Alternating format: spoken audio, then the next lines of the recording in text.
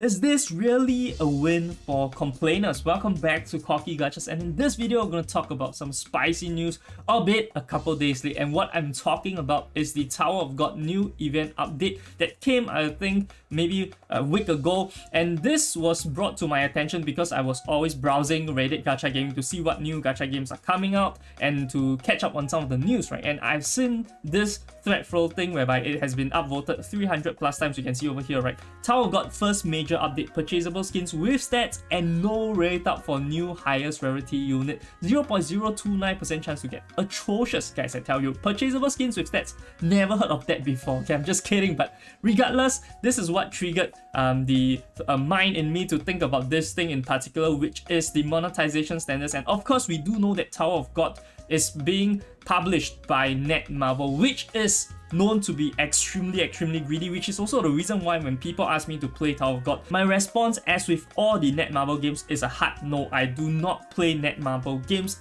although I might play in the future just to test it out. I did play 7 Deadly Sins in the past, but I generally try to stay away from Netmarble games with a 10-foot pole. And of course, with this event, with this thing being mentioned, right, I also went to dig in further to see what exactly do they mean by this Tower of God new ridiculous pricing, ridiculous monetization. And I found this other thread on this Tower of God New World unofficial subreddit, and over here you can see I'm Necro actually posted over here. The title is Event Skin Pricing is Ridiculous even for whales. I'm not sure if it's really ridiculous for whales, right? But regardless, we're going to see the boat pricing over here, and they did mention that for this 3 characters, these are basic skins. Not sure if they warrant $20, but they mentioned that this isn't too bad. And honestly, from my experience, $20 for a skin in a free-to-play game, right? We are definitely going to have some paid elements, so it's not going to be the worst. $20 is fine. Next is going to be Yuri skin, $110 for one of these skins, okay? And then there is the Violet skin for $910. And of course, before you say that, hey, I got this skin in how many draws under the expected amount, and hence I did not spend as much on this skin, that is really just the lucky element of games, right? RNG is RNG. You can get lucky, you can get unlucky, so we're not going to consider that. But just the fact that you are selling a skin for $910 with stats is going to be pretty ridiculous, but that is not alright. I do think that from a stats element, I've checked it out, the stats aren't the most significant, but of course people are going to complain about stats being in purchasable stuff, right? Pay to win, etc, etc. But I think the main concern or the main complaints, right, that I have seen over here and in other threads is that it's not just about this skins, right? It's not massively about skins, it's more about how this event has been rolled out. It has been just pertaining to the pay-to-win community. The content is seemingly locked out for the free-to-play crowd because of the limited event criteria, the limited event content that they could clear as a free-to-play. So that was what was happening, and I checked it out and I was like, okay, standard practice Netmarble, guys. If you play this game, you should expect to have this kind of treatment.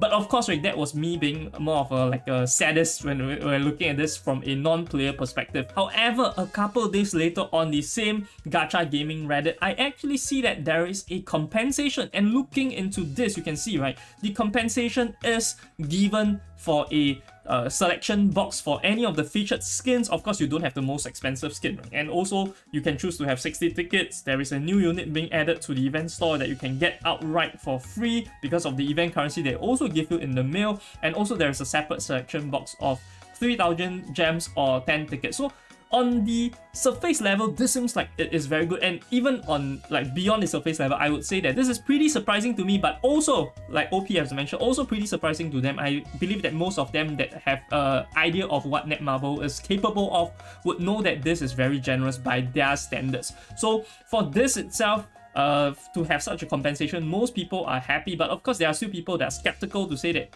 hopefully a good sign of good things to come. Netmarble says our tactics work every single time, they always fall for it, so every single time. So a lot of things, or a lot of players have already been used to the antics of Netmarbles to say that, is this really a massive win? And if I were to look at it beyond the surface level, right, what is being questionable over here is that the rate up units, the new rarity, new SSR, right, regardless of whether it is event, whether it is a brand new character, I've actually looked into this game, Tower of God, the characters are all not going to have rate ups. It's very, very weird. So it's always going to be a situation whereby people are going to spend a lot to get a particular character that they want. So I see this as the primary problem instead of it having not enough currency. Of course, not having enough currency is going to make the game more pay to win, but I think that the underlying problem with this compensation, it doesn't solve anything, because they did not promise that, hey, we realize that this monetization standard is really, really atrocious.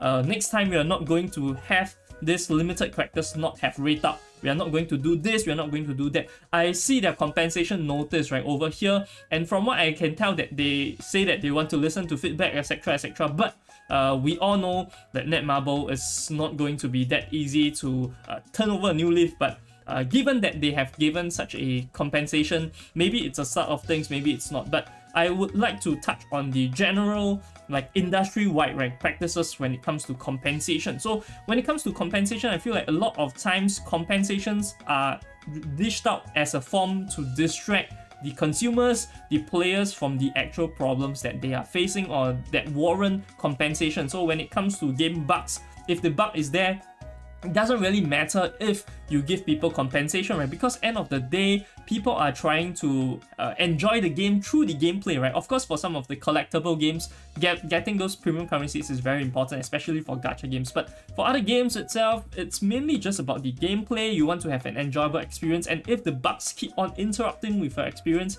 no matter how much compensation you give, if you were to never fix them, it would result in very, very bad experience overall. So I feel that this is akin to an analogy that I'm going to give you, right? So if you go to the doctor and you have like a fever, and then the doctor just tells you that, hey, you have a fever, are you feeling good? And then the person tells the doctor, I'm not really feeling good, right? Can you cure my fever? And then the doctor tells you, why not you have some of my ice popsicles or some ice cream over here, right? So that you can feel better about this situation. And then you ask the doctor again, okay, sure, I'll take the ice cream, but can you cure my fever? And then the doctor tells you, why not you have a look at some scenery, like some good scenery, go out for a walk, etc, right? Maybe it would make you feel better. Then you ask them again, can you give me my medicine for my fever? And then they refuse to answer this question. They keep darting, they keep distracting you with other things. I think this is similar to compensation situations most of the time, I would say. Of course, there are good compensation, like there are feedback loops, they are good. I think Brown Dust 2 actually made some really, really good changes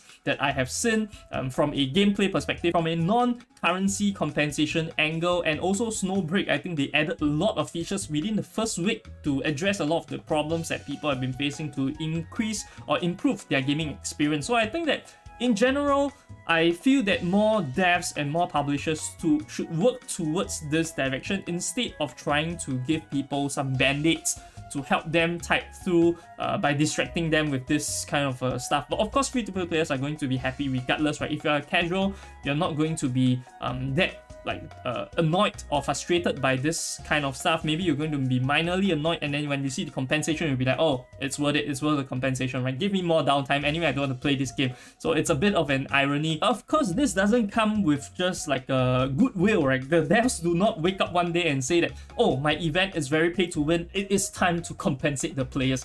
They usually don't end up like this. It usually goes something like, I complain more, I complain even more, I try to boycott you, and then it results in compensation. And as with the Tower of God game itself, I do feel that the reason why they compensated is because the Korean players, from what I've seen or what I've researched, have been complaining a lot, trying to boycott this game. And also, for other games, usually it comes from the form of review bombing, etc, etc. So with like the latest Overwatch review bombing, etc, I do think that the things is going to change somewhat better through complaining, through criticism. But of course, we are not just talking about the people that outright say this game sucks balls. Like those people, I'm not trying to say that they are the crowd that we should really cater to, because they don't provide any form of feedback. But I do see that complaining, I do see that criticism is going to be very important for a game's overall health, right? If you listen to the gamers' feedback, it is often going to do you more good than not.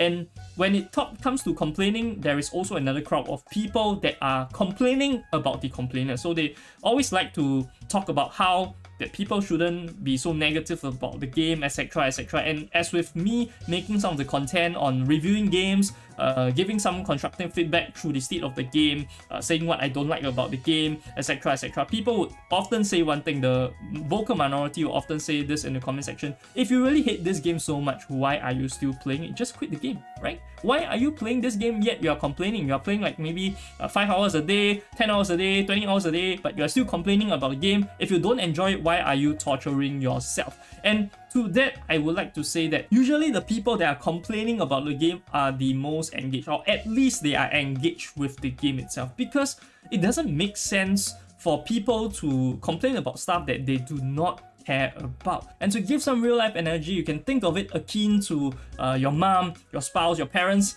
caring about you, but they also complain about you a lot, right? Because of the little things that you do. They hope that you can improve this, they hope they can improve that. You don't see them complaining about random people, your friends, etc, right? They don't complain about such stuff because they don't care about it. So I think that going back into the games, similarly, you don't see me complaining about the games that I actually don't play. Even with Tower of God, when this initial drama came out, it doesn't really concern me. I don't really care for Tower of God. I just care for this topic in general, so which is why I'm talking about a topic with them as an example. But I wouldn't go randomly complain about a game that I don't care about. So similarly, once I've quit Ragnarok Origin, like viewers have feedback to me or what is going on with Ragnarok Origin recently, some of the screw-ups, some of the bugs, I don't really care. I don't care to make videos on them. You don't see me doing anything reacting to them. So this is similar to that because I no longer have any concern for the game. I've quit the game, so naturally I don't give any more feedback, right?